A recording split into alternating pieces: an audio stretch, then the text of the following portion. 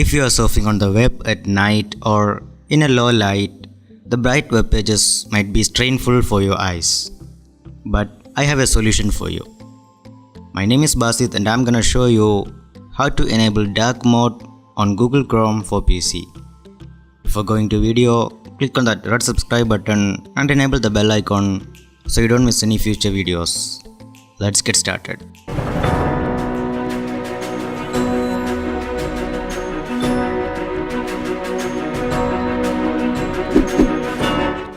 Go to Google Chrome and search dark mode/night reader.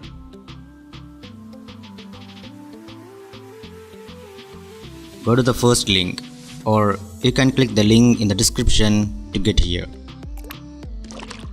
Click on Add to Chrome.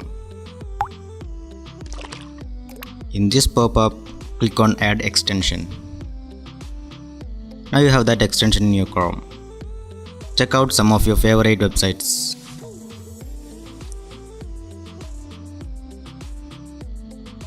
You can change the intensity by clicking on this icon.